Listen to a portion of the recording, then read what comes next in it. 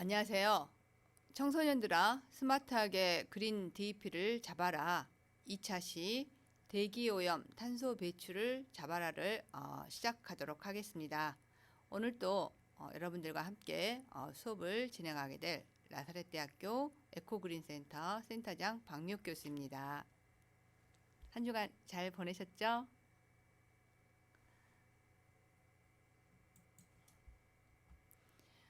오늘은 먼저 학습 목표에 대해서 잠깐 살펴보고요. 그 다음 대기 오염과 미세먼지에 대해서 살펴보도록 하겠습니다.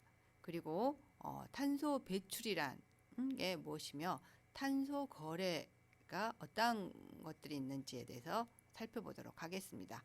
그리고 여러분들의 직업군이죠. 환경 관련 직업으로서 탄소 배출권 거래 중개인에 대해서 살펴보도록 하겠습니다. 그리고 마무리로 만족도 설문지를 작성하도록 하겠습니다.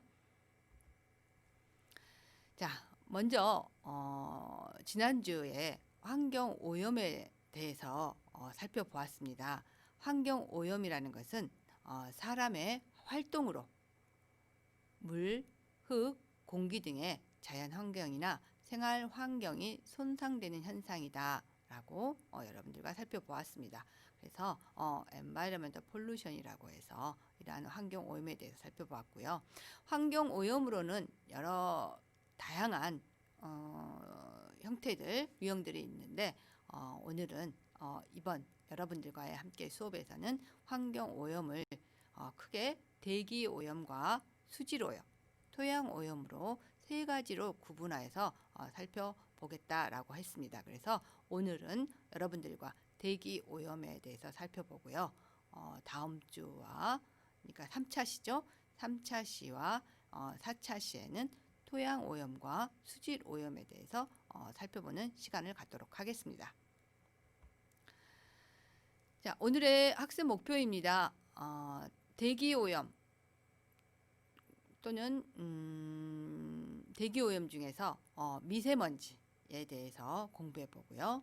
또한 이러한 것들에 대한 그 탄소 배출에 대한 CO2로 인해서 그 CO2 배출, 탄소 배출에 대해서 공부해 보도록 하겠습니다. 자, 두 번째는 탄소 배출권 거래 중개인에 대해서 살펴보도록 하겠습니다. 자, 먼저 대기 오염이라는 게 무엇인가에 대해서 여러분 조금 정리해 보시면요. 대기 오염이라는 것은 대기 중에 공중이죠. 대기 중에 인위적으로 배출한 오염 물질이 존재하여서 동물과 또는 식물의 그 생활에 피해를 주는 상태다라고 여러분들 생각하시면 되겠습니다. 일단 여기에서 오염이라는 것은 환경에 문제가 생기니까 환경을 깨끗하게 하지 못하는 환경에 문제가 생긴 것을 오염이다라고 여러분들 이해하시면 되겠습니다. 자, 환경은 어때요? 스스로 정화할 수 있는 자정 능력을 가지고 있다라고 여러분들과 그때 살펴보았습니다. 다시 말하면 대기나 수질, 토양 이런 것들이 모두 환경 하나의 생태계 안에 들어가 있는 거죠. 이러한 그 것들에 대해서 대기 오염이라는 것은 대기라는 환경에 스스로 정화할 수 있는 그러한 그 자정 능력의 수용 한계를 넘어서서 오염이 되었다라는 소리죠.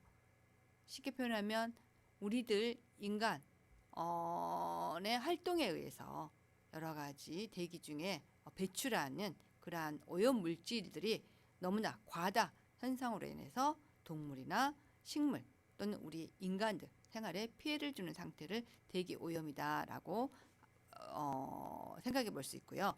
이러한 것들에 의해서 피해를 주는 것들은 어떠한 물질들이 있냐라는 것들을 살펴보면 먼저 자연적으로 발생하는 화산재 살펴볼 수 있고요. 두 번째, 산불로 생기는 재. 세 번째는 바람에 의해 올라간 토양 입자 또는 식물의 꽃가루 또는 유기물의 부패로 생긴 악취 등의 이러한 것들에 의해서 대기의 그 오염 물질을 볼 수 있습니다. 또한 대부분의 이러한 대기 오염 물질은 누구를 통해서 인간의 활동을 통한 화석연료의 연소에 의해서 생긴 것으로서 이렇게 대기 중에 오랫동안 남아 인간의 건강과 생태계의 안정을 위협한 그러한 상태를 대기 오염이다라고 한다고 하였습니다. 여기에서 여러분들 잠깐 기억하셔야 될 것은 인간의 활동을 통한 화석연료의 연소, 화석연료의 사용이라는 표현이죠. 여기서 화석연료라는 것은 무엇이냐? 화석연료는 석탄, 석유, 가스를 화석연료라고 합니다. 그래서 우리의 인간 활동에 의해서 이런 화석연료, 산업화, 우리 또 인간의 생활에 의해서 석탄, 석유, 가스 너무나 많이 에너지 소비가 되고 있죠. 이런 것들에 의해서 대기 중에 여러 가지 CO2들이 오래 머물러 있어서 이런 그 건강한 그 생태계의 평형을 유지하지 못한 상태를 대기 오염이다라고 합니다. 이렇게 대기 오염을 시키는 오염 물질들은 보시는 바와 같이 화산재나 산불로 인한 생긴 재, 토양 입자, 식물의 꽃가루, 이러한 것들이 있다라고 보시면 될 것 같습니다. 자, 우리나라는 이러한 대기 오염의 상태를 조금 더 이제 법적으로 규제적으로 이렇게 법제화하기 위해서 대기환경보전법을 제정하였습니다. 1990년 8월 1일에 제정되는데요. 대기환경보전법은 대기오염으로 인한 국민 건강이나 환경에 관한 위해를 예방하고 대기환경을 적정하고 지속 가능하게 관리 보존하여 모든 국민이 건강하고 쾌적한 환경에서 생활할 수 있게 하는 그러한 목적에 의해서 제정된 것이다 라고 보시면 될 것 같습니다. 이러한 법으로 보는 대기 오염물질의 오염물질이라는 게 무엇이냐라는 것들을 대기 오염물질에 대해서 정의에 대해서 살펴보면 대기 오염물질이란 대기 중에 존재하는 물질 중 독성, 생태계의 영향, 배출량 등에 따른 심사 평가 결과 대기 오염의 원인으로 인정된 가스 입자상의 물질로서 환경부령으로 정한다라고 했습니다. 이런 대기 오염 물질은 이렇게 여러 가지 독성이나 생태계 영향, 배출량 등에 따른 어떠한 그런 심사나 평가 결과로서 이렇게 가스 입자상의 물질을 환경부에 있는 환경부 장관이죠. 환경부령으로 정한다라고 하였습니다. 앞에서도 말씀드렸듯이 대기 오염물질이라는 게 무엇이냐라는 오염물질은 형태에 따라서 고체상, 가스 같은 기체상의 물질로 나누고요. 그 다음에 오염 발생 경로에 따라서 1차 오염물질, 2차 오염물질로 구분할 수 있습니다. 자, 1차 오염물질이라는 것은 화면에 제시된 대로 이렇게 그 생물과 무생물에 직접적인 피해를 끼치는 그 아황산 가스라든지 이산화질소, 불화질소 등등이 해당이 되고요. 2차 오염물질이라는 것은 1차 오염물질들이 특정한 환경 내에서 상호 반응함으로써 생성되어 어떠한 유해한 영향을 끼치는 이러한 오존 등이 해당된다라고 보시면 될 것 같습니다. 자, 대기 오염물질 중에서 올해는 코로나로 인해서 조금은 우리 생활 속에서의 조금 문제의 심각성이 벗어나 있지만은 작년까지만 해도 굉장히 큰 문제였죠. 자, 미세먼지입니다. 미세먼지에 대해서 조금 자세하게 살펴보도록 하겠습니다. 이 미세먼지라는 것은 인간이 만들어낸 초소형 살상 무기로서 중금속 먼지다라고 보시면 될 것 같습니다. 이렇게 화면에 보여진 그 세계 지도는 이렇게 지금 현재의 전 세계적으로 미세먼지의 그 심각성을 색상으로 표시한 지도입니다. 자, 미세먼지라는 게 뭐냐? 또 미세먼지가 발생하는 원인이 무엇이고 현상이 무엇이고 이러한 대책이 무엇이냐라는 것들은 이미 여러분들이 조금은 수업 시간을 통해서라든지 공부하고 들어서 알고 있을 것이라고 생각합니다. 그러나 여기서 조금 살펴보면요. 일단 미세먼지는 어떤 것들이 있느냐, 미세먼지 입자상의 크기에 따라서 보통 뭐 PM50, PM10, 뭐 PM2.5, PM1.0 또는 PM0.1 이러한 것이 입자상의 작은 그러한 물질들이 지금은 더욱더 우리 인체에 해롭다고 하죠. 그 중에서 가장 요즘 이슈가 된 게 PM10이나 요즘 PM2.5가 문제입니다. 좀 더 자세하게, 좀 더 상세하게 들어가면 PM1.0도 미세먼지에 굉장히 우리 인체에 큰 피해를 주는 물질이다라고 보시면 되겠죠. 자, 그러면 PM10, PM10이 어느 정도의 크기인가라고 보시면은 자, 좌측에 보시는 이런 게 우리 사람의 머리카락입니다. 자, 길게 늘어져 있는 게 이게 머리카락이고요. 이 머리카락을 우리가 이렇게 절단을 하면 직경이 보이죠? 이 머리카락의 직경이 얼마나 우리가 보기에 보여지지 않습니다. 그죠? 현미경으로 보면 거의 직경이 보일까 말까 하는데 이러한 머리카락의 5분의 1, 그러니까 PM10이 5개 정도가 모인 게 우리 머리카락 절단해서 직경과 같다라고 합니다. 그러니까 얼마나 입자가 작습니까? 여기에 PM2.5는 얼마나 더 작겠어요. 그래서 이러한 것들이 왜 문제냐라고 하면은 우측에 보면은 우리의 인체 호흡을 통해서 폐와 이렇게 기관지를 통해서 들어가는데 우리 인체에 이렇게 PM10이나 2.5 같이 이런 미세먼지, 초미세먼지를 걸을 수 있는 필터링 할 수 있는 그러한 그 역할을 할 수 있는 그 기관지가 없다는 겁니다. 그래서 그게 지금 우리 인체에 크게 심각한 문제다라고 하는 거죠.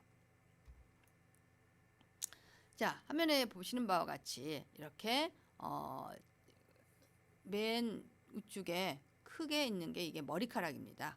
까맣게 있는 게 머리카락이 보통 50에서 70 정도죠. 그럼 미세먼지나 황사를 PM10, 10이라고 합니다. 그 다음에 2.5, 초미세먼지 2.5라고 하죠.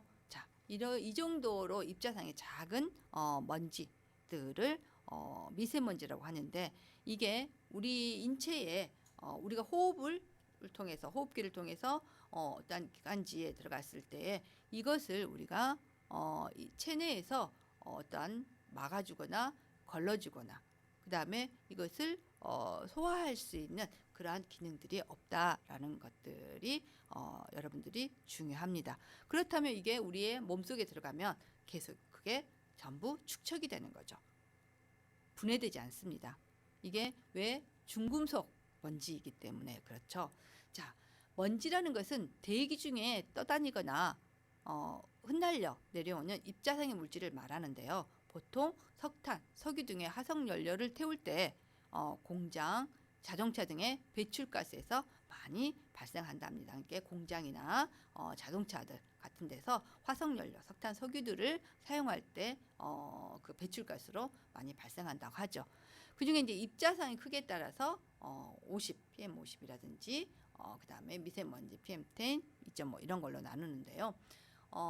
이것들의 그냥 일반적인 크기의 그 입자가 작은 것들이 우리 인체에 큰 피해를 준다라고 기억하시면 되겠습니다. 자, 미세먼지는 보시면 호흡기를 거쳐서 우리 폐 등에 침투합니다. 그리고 혈관을 따라서 체내로 이동을 하죠. 그래서 우리 건강에 나쁜 영향을 미친다라고 보시면 되고요. 또한 이렇게 이제 미세먼지는 우리 사람들에게 암을 발생하는 1군 발암 물질로 지정이 되었다라고 보시면 될 것 같습니다. 자, 보시는 바와 같이 미세먼지를 이루는 성분들은 여러 가지 대기 오염 물질이 공기 중에서 반응하여 형성된 황산염, 질산염 어떤 덩어리죠. 과 석탄, 석유 등의 화석 연료를 태우는 과정에서 발생하는 탄소리와 검댕이, 그다음에 지표면의 흙먼지 등에서 생기는 이러한 광물 등으로 구성되어 있다라고 보시면 되겠습니다. 미세먼지를 이루는 성분들이 이렇게 어떠한 금속, 중금속 같이 이러한 것들로 구성이 되어 있습니다. 자, 미세먼지는 보통 미세먼지는 PM10이고 초미세먼지 같은 PM2.5, PM1.5를 초미세먼지다라고 했습니다. 미세먼지를 부르기를 미세 중금속으로 부른다라고 앞에서도 여러 번 말씀을 드렸죠. 자, 이런 장기간의 미세먼지에 우리가 노출되면은 면역력이 급격히 저하된다고 합니다. 그래서 감기나 천식, 기관지염 등의 호흡기 질환은 물론 어떠한 심혈관 질환 또는 피부 질환 또는 안구 질환과 같이 각종 질병에 우리가 쉽게 노출될 수 있다라고 합니다. 또한 앞에서 말했듯이 발암물질로 지정되어 있다고 하죠. 그 다음에 직경 2.5 이하의 초미세먼지는 특히 우리 인체 내 기관지나 폐 깊숙한 곳에 침투하기 쉬워서 기관지나 폐 등의 각종 질환을 유발한다라고 합니다. 여기서 여러분들이 조금 구분해야 될 것은 황사와 미세먼지를 조금 구분하셔야 됩니다. 우리가 봄에 황사 현상도 뭐 여러 가지 마스크를 쓰고 다니면서 주의하죠. 그러나 황사는 원래 자연적인 풍화 현상으로서의 모래 알갱이, 자연 먼지다라고 보시면 되고요. 미세먼지 같은 경우에는 어떠한 그 황산화물 또는 뭐 수분 등 이러한 것들이 엉켜서 이러한 그 막연한 그 미세먼지 금속가루가 공기 중에 떠다니는 거다라고 이해하시면 될 것 같습니다. 지금 대기 오염에 이제 미세먼지 이렇게 어플 여러분들도 핸드폰에 앱을 깔고 다니실 수도 있겠죠. 저는 깔려 있습니다. 이렇게 앱을 통해서 지금 현재 내가 살고 있는 지역 또는 우리나라 그다음에 전 세계적으로 얼마만큼의 미세먼지가 발생하고 있으며 미세먼지의 심각도 같은 것들을 미리 경보하고 예보해서 우리들이 뭐 외출을 자제한다든지 또는 마스크를 쓴다든지 뭐 손을 자주 씻는다든지 지금은 이 시대에는 지금 현재는 우리가 마스크가 필수 우리가 생필품으로 되어 있죠. 그거는 미세먼지보다는 지금은 이제 코로나19로 인해서 여러분들이 더욱더 마스크의 필요성을 느끼는데 코로나19 말이 나와서 좀 더 여러분들과 나눠보면 정말 너무 힘들지 않아요? 여러분들 지금 수업도 아마도 계약도 조금 연장 지연됐고요. 수업도 비대면 수업이 조금 더 많아지지 않을까라는 생각을 하게 됩니다. 지금 또 여러분들과 제가 이렇게 온라인으로 하게 되는 것도 그 코로나19로 인해서 시발은 그렇게 되었습니다. 그러나 이제 앞으로는 4차 산업혁명 시대에는 교육이 이렇게 대면과 비대면, 온라인과 오프라인이 함께 복합적으로 진행되는 게 앞으로의 스마트화 4차 산업혁명 시대의 교육 방식이라고 합니다. 우리가 코로나19로 조금 더 빨리 그러한 시대를 맞았다라고 생각하시고요. 이런 온라인 교육, 비대면의 교육이 좀 더 학습 효율을 높일 수 있도록 이제 우리는 서로 노력하고 방법론에 있어서 연구하면 될 것 같습니다.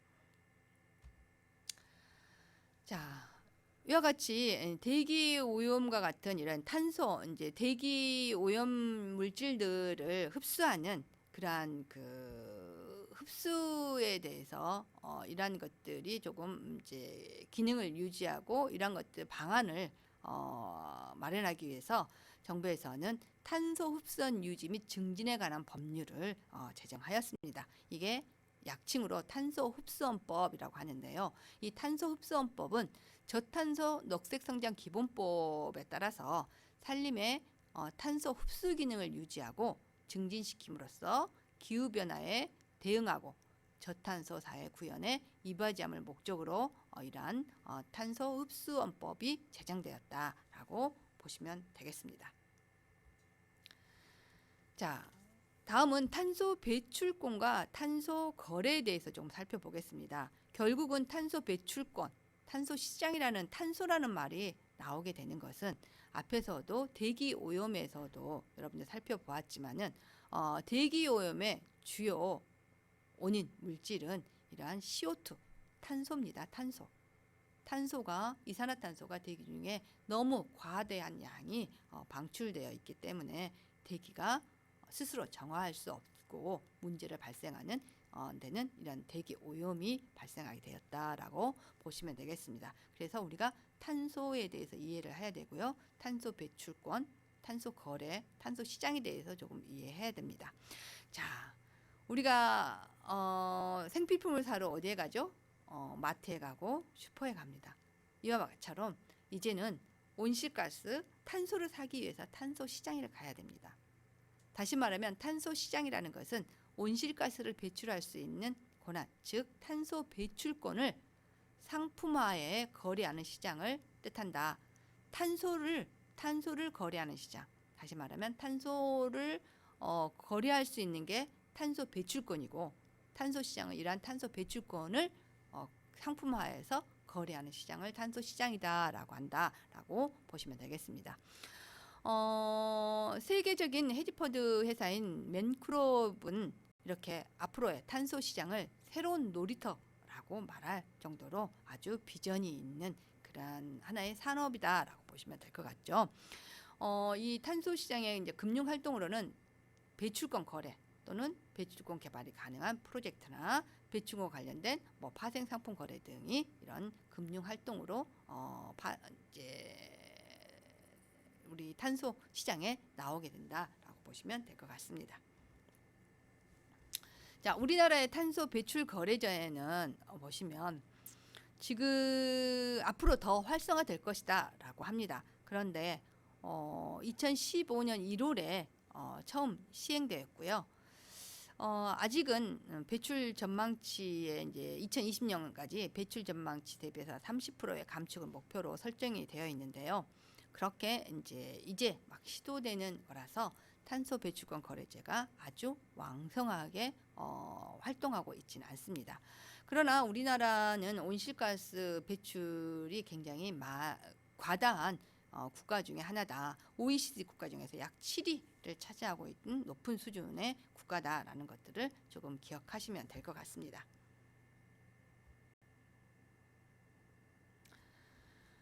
화면에 제시된 그 그래프를 살펴보면 우리가 보면 탄소 배출 거래제가 조금씩 갈수록 상승함을 좀 느낄 수가 있죠. 보시는 바와 같이 우리나라 한국의 에너지공단의 보고서에서 제시된 그러한 그래프입니다. 자, 탄소 배출권 거래제란 무엇이냐라는 걸 한번 살펴보겠습니다. 자, 탄소 배출권이라는 것은 온실가스를 배출하는 권한입니다. 그렇죠? 자, 온실가스를 많이 배출하는 업체들이 매년 배출 허용량을 부여하고 업체별로 남거나 부족한 배출량의 거래를 허용하는 유연성이 확보된 제도다. 다시 말하면은 이제 탄소 배출권이 이제 본격적으로 우리나라에 이제 제도화되면요. 각 기업마다, 각 학교마다, 각 가정마다, 뭐 각 지자체마다 어찌됐든 그 탄소를 배출할 수 있는 권한이 이렇게 각각에 부여됩니다. 예를 들어서 A 기업과 B 기업이 있는데 A 기업에 탄소를 배출할 수 있는 배출량이 주어졌습니다. B 기업에도 똑같이 주어졌는데요. A 기업일 경우에는 배출이 허용되는 배출량보다 실제 배출량이 작게 배출했습니다. 그러면 남은 배출량이 있죠. 그걸 잉여 배출량이라고 합니다. 반대로 B 기업은 배출 허용량, B 기업에 배출할 수 있는 배출 허용량이 주어졌는데 실제로 배출 허용마다 넘었습니다. 그럼 어떻게 됐죠? 초과 배출량이 발생한 겁니다. 그러면은 B 기업은 기업을 운영하려면은 이 초과 배출량을 탄소 시장에서 사와야만 이 B 기업을 운영할 수가 있습니다. 아니면은 어때요? 기업을 운영할 수 없던지 아니면 과다한 벌금을 부과받게 되는 거죠. 그래서 탄소 시장에서는 이렇게 탄소를 배출할 수 있는 배출권 거래자가 이렇게 금융 상품처럼 사고 팔게 됩니다. 그래서 A 기업과 같이 잉여 배출량을 탄소 시장에 탄소 배출권을 내놓고요. 그 다음에 B 기업과 같이 부족한 초과 배출량을 탄소 시장에서 사가지고 가는 겁니다. 이걸 탄소 배출권 거래제다라고 기억하시면 될 것 같습니다. 앞으로는 이와 같은 시장이 새로운 신산업이고 또한 여기에 종사하는 직업이 새로운 미래의 직업이다라고 보시면 되겠습니다. 그러한 직업이 뒤에서 살펴보겠지만 탄소 배출권 중개인이다라고 보시면 되죠. 탄소 배출권 거래 중개인이다라고 보시면 되겠습니다. 또한 탄소 발자국입니다. 카본 풋프린트라고 해서 이 탄소 발자국이라는 것은 개인이나 단체 또는 상품 등에 의해 발생되는 온실가스 배출 총량을 의미한다라고 보시면 되겠습니다. 일상생활에서 사용하는 전기나 도시가스 등 이러한 연료, 생활용품, 음식, 기타 생활 필수품 등에서 모두 탄소량을 환산하여서 그러니까 이렇게 발생하는 그런 양들을 환산해서 발자국으로 표시하는 거라 보시면 되겠습니다. 자, 좌측에 그림 우유 팩에 보면 발자국이 있죠. 이 뭐냐면 이게 탄소 발자국인데요. 이 우유를 하나를 제품을 만들어내는데 배출되는 탄소량을 이렇게 발자국으로 표시한 겁니다. 우측에는 자동차를 운행하는 데 있어서 배출되는 그 배출량을 이렇게 발자국으로 표시한 거다라고 보시면 되겠습니다. 그게 온실가스 배출 총량을 탄소 발자국이다라고 기억하시면 되겠습니다. 이렇게 탄소 발자국은 이렇게 발바닥에 이렇게 각 부분마다 어찌됐든 이렇게 좀 다 다릅니다. 그러니까 우리 가정으로 말하면은 뭐 폐수, 생활용수, 그 다음에 음식물 쓰레기, 그 다음에 자동차를 운행할 때에 발생한 탄소량 이러한 것들이 각 부위마다 발자국을 이렇게 구성해 나가는 것들이 탄소 발자국입니다. 보통 전문적으로는 탄소 발자국이 스코프 1, 2, 3 그래서 직접 배출하는 그러니까 뭐 전기 그러니까 에어컨을 가동하는 데 발생하는 것들, 그다음에 자동차를 운행할 때 발생하는 것들 이렇게 약간의 유형마다 배출되는 탄소량을 좀 구분하여서 이렇게 하는 것 발자국으로 표시하는 것이 탄소 발자국인데요. 이러한 전문적인 것들은 다음에 혹시 여러분들이 특별히 관심이 있거나 아니면 뭐 그러한 것들에 있어서 해결할 때 다시 살펴보도록 하겠습니다. 탄소 발자국은 작을수록 좋습니다. 왜? 탄소량을 작게 배출하기 때문이죠. 네. 그래서 이와 같이 발자국이 우리가 노력을 해야 된 것은 이런 발자국이 점점 갈수록 줄어들게 작게 만드는 게 우리의 노력할 것 중에 하나다라고 보시면 될 것 같습니다. 다음은 이제 저탄소 상품의 인증 표시죠. 이런 CO2 이런 표시들은 여러분 가전제품, 냉장고나 뭐 세탁기 이런 데 가시면 많이 보시고요. 그다음 요즘에는 그런 뭐 가자류 이런 데에서도 많이 있습니다. 자, 위에 보이는 것은 탄소 배출량은 이렇게 기후변화 대응 그래서 CO2가 배출량을 의미하고요. 아래에는 화살표가 어때요? 아래로 되어 있죠. 이런 제품이 그 생산하는 데 있어 똑같은 제품을 생성하는 데 있어서 CO2를 감축하였을 때 이렇게 저탄소 상품의 마크 표시가 주어지는 것을 의미합니다. 또한 음식에 있어서도 이와 같이 이러한 것들을 조금 살펴볼 수가 있죠. 자, 이건 푸드 마일리지라고 하고요. 음식물을 생성하는 데 있어서 뭐 국내산이냐 그다음에 수입산이냐에 따라서 이 유통 그 자재를 유통하는 데 있어서 항공으로 유통할 때에 소모되는 그런 이산화탄소량이 많겠죠. 그래서 국산보다는 수입산이 훨씬 그 탄소를 배출하는 양이 많습니다. 그래서 푸드 마일리지가 이러한 것들이다라고 기억하시면 되겠고요.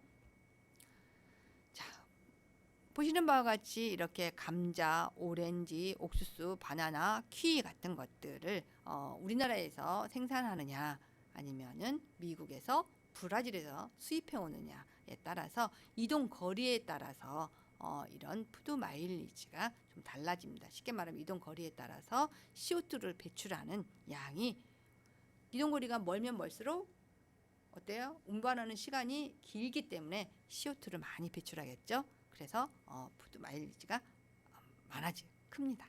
네. 그런 것들입니다. 식품 이동 거리에 따라서 이렇게 쌀이 충남 아산에서 생산한 쌀을 가져왔을 때는 100kg인데 중국에서 수입했을 때는 1234kg입니다. 이만큼 CO2 배출량, 탄소 배출량이 많아진다라는 것들이죠. 다 이와 같은 내용들입니다. 자, 가상으로 꾸며진 그 급식 푸드 마일리지도 마찬가지입니다. 이러한 각각의 음식마다 재료들이 어디에서 지원되었느냐, 생산되었느냐에 따라서 탄소 배출량이 달라지기 때문에요. 이런 푸드 마일리지의 그 양이 달라지겠죠. 그러니까 푸드 마일리지는 어때요? 양이 많으면 많을수록 탄소 배출이 많이 배출한다라고 보시면 기억하시면 될 것 같습니다. 자, 또한 그 탄소 배출에 있어서 우리가 굉장히 여러분들 관심 있게 봐야 될 게 우리 주변에서 흔히 보는 종이 영수증입니다. 자, 누구든지 어떤 물건을 사고 팔 때 종이 영수증을 발행하고 또는 받고 하죠. 이 종이 영수증은 영수증 발급 비용이야 어때요? 엄청나죠? 보면 2,500억 원 발생한다고 하죠. 또는 생산 및 폐기 시 온실가스 배출량이 이제 5만 5천 톤. 그 다음에 이런 거 발급과 동시에 버려지는 영수증이야 60%. 이렇게 엄청난 것들을 볼 수가 있습니다. 조금 더 상세히 보면은 종이 영수증으로 인한 자원 소모와 이산화탄소 발생량을 좀 계산해 보았습니다. 그랬더니 종이 영수증으로 해서 연간 CO2 발생량이 약 2000cc 수용차가 21,840대를 운영하는 정도로 이렇게 CO2를 발생한다고 합니다. 엄청나죠? 그다음 온목 연간 종이 영수증을 발행하기 위해 소모되는 온목량을 봤더니 약 어때요? 33만 4,400그루가 이렇게 나무가 소모된다고 합니다. 또한 물량 연간에 종이 영수증 발행하기 위해서 소모되는 물량을 봤더니 15억 7천만 리터가 소모된다고 합니다. 그래서 이 종이 영수증을 우리가 발행함으로 인해서 자원 소모와 이산화탄소 발생량이 엄청남을 우리가 알 수 있죠. 자, 또한 탄소 포인트 제도를 여러분들 좀 살펴보면 되겠습니다. 탄소 포인트라는 게 무엇이냐라고 먼저 살펴보면요. 이해하시기 바랍니다. 전 국민 온실가스 감축 실천 프로그램으로서 가정과 상업시설 등에서 사용하는 전기와 수도, 도시가스 등의 절감량을 온실가스 감축분으로 환산하여서 포인트로 지급하여서 우리가 돈처럼 사용합니다. 이게 인센티브를 제공한다라고 보시면 되죠. 그래서 이렇게 제공된 이러한 탄소 포인트 인센티브는 공공시설을 이용하거나 어떤 지자체 문화 프로그램을 수강할 때 사용한다라고 보시면 되겠습니다. 다시 말하면 우리 가정에서 여러분들이 지난달에 전기 소모량에 비해서 이번 달 전기 소모량이 굉장히 낮아졌다라고 하면은 이게 탄소 저감을 돈으로 계산하는 게 있습니다. 그래서 저감한 만큼 뭘로 포인트로 줍니다.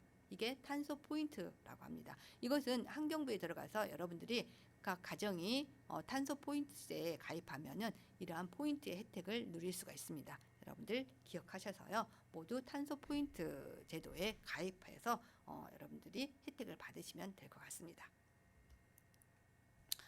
이렇게 여러분들 열심히 대기 오염에 대해서 살펴보고 또 미세먼지에 대한 발생에 대해서 또 미세먼지가 우리 인체에 피해를 주는 원인, 이유에 대해서 살펴보았습니다.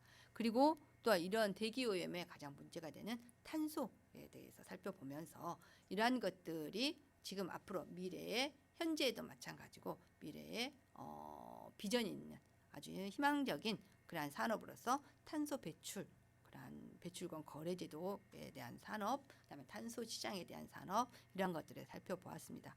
이런 것들을 보시면서 여러분들 우리 이 시대를 책임질 여러분 청소년들이 정말 대기 오염, 탄소 배출을 대응하는 방안이 무엇인가라는 것들이 여러분 스스로 고민하면서 해결 방안을 창의적으로 창발적인 사고로 조금 제시하고 실천하면 좋을 것 같습니다. 그중에 여러분들 물론 대응 방안도 다 고민해야 되지만 누구나 다 함께 할 수 있는 게 이런 녹색 생활을 실천하는 삶이 아닌가라는 것들을 우리 생각해 볼 수 있습니다. 탄소를 저감하고 이렇게 행복을 나눌 수 있는 녹색 생활을 실천하는 삶이 우리가 대기오염, 탄소 배출에 대한 그런 대응 방안이다라고 생각하시면 될 것 같습니다. 이렇게 녹색 생활 실천의 삶을 실천하지 않고 또한 지금의 현재의 탄소 배출의 양을 줄이지 않고 지금의 현재 발생되는 환경 문제, 대기 오염 문제에 대해서 우리가 심각성을 인지하지 않고 계속해서 우리가 이대로 소비 형태로 지속이 된다면은 우리가 살아가는 지구가 한 개가 아니고 이렇게 세 개가 필요하다고 합니다. 엄청나죠? 어때요? 지구가 세 개가 될 수가 없잖아. 한 개의 이러한 것들을 다 살아가려고 하니 무엇이 발생합니까? 네, 수용력을 넘어서 버려서 환경 문제가 발생합니다. 이 환경 문제로 인해서 가장 심각한 게 탄소 배출로 인해서 기후 변화죠. 기후 변화, 지구의 온난화입니다. 그래서 이 기후 환경 문제를 우리가 해결하지 않으면은 정말 건강에 위기가 오고요. 지구에 위기가 온다고 합니다. 이렇게 지구를 세 개를 만들 수가 없으니 하나의 지구에서 우리가 살아가려면은 이러한 것들이 실제 여러분들이 저탄소 생활 실천을 해야 됩니다. 자, 어때요? 일상생활 속에서 녹색 생활 실천을 해야 되는 거죠. 자그맣게 전기를 쓰지 않을 때는 플러그 같은 걸 빼놓고 그 다음에 물을 절약하고 그 다음에 되도록이면 대중교통을 이용하고 이렇게 환경부에서 이렇게 공모전을 통해서 이런 캠페인을 벌리는 이렇게 포스터를 볼 때 여러분들 인지하면서 실천하시기 바랍니다. 녹색 가정의 실천 방안으로서의 탄소 감출 목표량이 10%와 그다음에 탄소 감축 목표량 20%일 때에 각각의 우리가 실천해야 되는 실천 목표가 조금 다릅니다. 감축량이 10%일 때는 실내 온도를 약 1도 정도 낮춘다 하는데 탄소 감축 목표량 20%일 때는 실내 온도를 약 2도 정도 낮춰야 된다고 합니다. 좀 더 우리가 노력을 많이 해야 된다는 의미죠. 자, 이러한 것들을 여러분들 기억하시고요. 이런 것들을 좀 실천하는 여러분들이 됐으면 좋겠습니다. 자, 이렇게 여러분들이 대기 오염에 대해서 살펴보면서 탄소 배출 또한 이러한 탄소 배출 거래 제도 또 이러한 것들이 형성되는 탄소 시장 또는 탄소 포인트, 탄소 발자국 이러한 CO2와 관련된 이러한 탄소 배출에 대한 것들에 대해서 많이 살펴보았습니다. 이러한 것들이 이제 앞으로 직업화 된다면은 여러분들이 환경 관련 직업으로서 탄소 배출권 거래 중개인을 여러분들 기억하시면 될 것 같습니다. 자, 이 탄소 배출권 거래 중개인은 과연 어떠한 직업이냐라고 하면은 탄소 거래를 통해 환경과 산업을 보호하고 국가 경제에도 큰 도움을 주는 게 탄소 배출권 거래 중개인이다라고 하시면 되겠습니다. 이 탄소 배출권 거래 중개인은 개인과 기업과 기업끼리도 거래할 수 있고요. 또는 국가와 국가, 개발도상국가, 선진국 사이에 이러한 거래를 담당하는 게 이러한 거래 중개인이다라고 보시면 되겠습니다. 또한 이 거래 중개인은 탄소 시장의 수요와 공급을 예측해서 이러한 탄소 배출권의 가격과 그 거래 시점들을 잘 파악해서 중개인의 역할을 잘하는 게 중요한 의무다라고 보시면 될 것 같습니다. 자, 중개인의 하는 일은 앞에서 설명했듯이 그런 것들을 조금 더 간결하게 정리했습니다. 여러분들 한번 읽어보시고요. 탄소 배출권 거래 중개인에 대해서 한번 여러분들 직업에 대해서 고민해 보시면 좋을 것 같습니다. 이러한 탄소 배출권 거래 중개인이 되기 위해서는 어떠한 능력과 자질이 필요한가라고 봤을 때 당연하죠. 어떠한 논리적 분석 및 평가할 수 있고 어떠한 것들을 읽고 이해할 수 있는 그 다음에 분석적 사고로 가질 수 있는 그러한 능력과 자질이 좀 필요합니다. 또한 사회성이나 국제적인 관계를 하기 때문에 영어나 어학적인 능력도 좀 필요하죠. 경제나 경영 같은 그런 능력도 필요하고요. 그 다음에 어떤 집중력이라든지 진취성, 기후변화에 대한 여러분들의 열정도 좀 필요합니다. 그래서 이러한 능력과 자질이 필요하다라는 것들을 좀 기억하시면 좋겠습니다. 이건 이제 탄소 배출권 거래 중개인에 대한 여러분들에게 직업에 대해서 조금 더 이해를 돕고 여러분들이 관심을 갖기에 좋은 동영상이 있어서 여러분들 올려드렸습니다. 이건 이 시간에 보지 않고요. 별도의 자료로 파일로 올려드릴 테니까 여러분들 개인적으로 보시면 좋을 것 같습니다. 자, 이렇게 해서 오늘 2차 시 대기 오염에 대해서 살펴보았고요. 이러한 미세먼지에 대해서 또는 탄소 배출권에 대해서 살펴보았습니다. 또한 이와 함께 연관되어 있는 탄소 배출권 거래 중개인에 대한 직업에 대해서 살펴보았습니다. 여러분들이 이러한 그 환경에 대한 것들에 대해서 지금 현재 4차 산업혁명 시대에 가장 이슈화된 기후 환경에 대해서 여러분들이 항상 관심을 가지시고요. 여러분들의 열정이 함께 하였으면 좋겠습니다. 그래서 이러한 기후 변화를 예방할 수 있고 환경 문제를 해결할 수 있는 그러한 여러분들 청소년이 되었으면 좋겠습니다. 이상과 같이 여러분들 오늘 수업을 진행했던 이후에 별도의 파일로 만족도 설문지를 올려드렸습니다. 그래서 그것들에 대해서 여러분들 만족도에 대해 설문하시고요. 다 제출해 주시면은 이러한 것들 정부의 정책적인 어떤 제도를 마련하는데 가장 큰 도움이 되는 자료가 될 것 같습니다. 자, 여러분들 수고하셨습니다. 대기오염 다시 정리하면 미세먼지, 그 다음에 탄소 배출권, 탄소 거래, 탄소 발자국에 대해서 여러분들 이해하시고요. 탄소 배출권 거래 중개인에 대해서도 여러분 충분히 이해하셨으면 좋겠습니다. 자, 이상과 같이 여러분들과 함께한 2차 시 대기오염 탄소 배출을 잡아라를 마치겠습니다. 자, 감사합니다.